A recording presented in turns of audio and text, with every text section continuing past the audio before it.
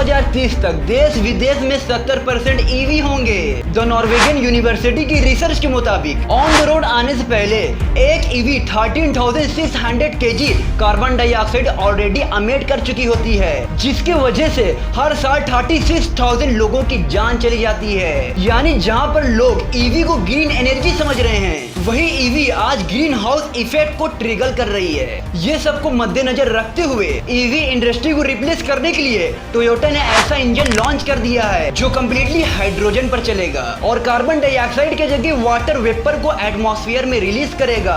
अगर इसकी इफिशियंसी की बात करें तो ये इंजन ईवी मोटर से 2 गुना ज्यादा इफिशियंट होगा और इसने अपने प्रोटोटाइप स्टेज में ही टेस्ला के high seller model Y EV engine को टक्कर देकर उसकी जगह ले ली है। देखो कंपैरिजन कुछ ऐसा है, टोयोटा हाइड्रोजन इंजन 1 रिफिल में 650 किलोमीटर कवर करता है और इसी रिफिलिंग के लिए उसे बस 5 मिनट का समय लगता है, जबकि टेस्ला का वाई मॉडल एक सिंगल चार्ज 500 किलोमीटर का माइलेज देता है। और कब? जब उसे पूरे दिन के लिए चार्ज किया जाए। हम ये सब देखकर ये कह सकते हैं टोयोटा ने इन्वायरमेंट को मद्देनजर रखते हुए ऐसा किया है, लेकिन ऐसा करने के लिए इसके पीछे भी एक और वजह है, क्योंकि यूएस गवर्नमेंट ने टोयोटा के नॉर्मल कार पर बैन लगा दिया था।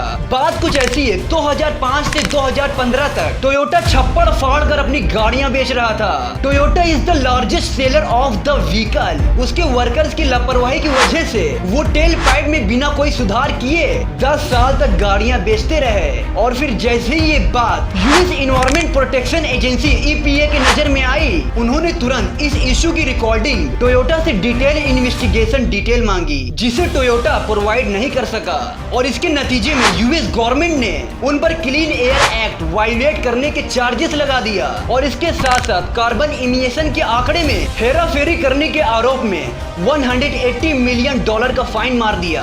अब यहाँ पर टोयोटा की सिचुएशन ऐसी हो गई थी कि अगर वो ये फाइन न भरता तो उसकी कार पर बैन लग जाता और दूसरी तरफ अगर वो ये फाइन भरता तो उसे हैवी मॉनेटरी लॉस होता और ऐसा हुआ भी।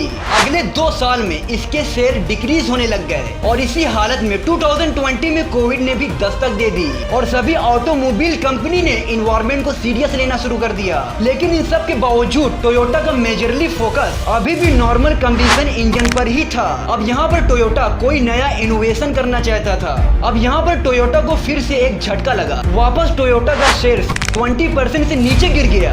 इसने बजाया अलार्म। अब टोयोटा ने अपना 100% फोकस हाइड्रोजन इंजन बनाने पर दिया। टोयोटा ने यामाहा के साथ कोलैप्स करके बियॉन्ड जीरो कैंपेन, जिसका मेन मोटिव है जीरो कार्बन इमिशन, उसके अंतर्गत हाइड्रोजन कंबशन इंजन बनाकर अपनी कार को सक्सेसफुली विदाउट पॉल्यूशन सेल कर रहा है और साथ ही यूएस इन्वायरमेंट प्रोटेक्शन एजेंसी की नजर में सही साबित करके दिखा दिया। तो दोस्तों आज की वीडियो में इतना ही, फिर मिलेंगे नेक्स्ट वीडियो में। Thank you so much. Please मेरे चैनल को सब्सक्राइब कर दीजिएगा।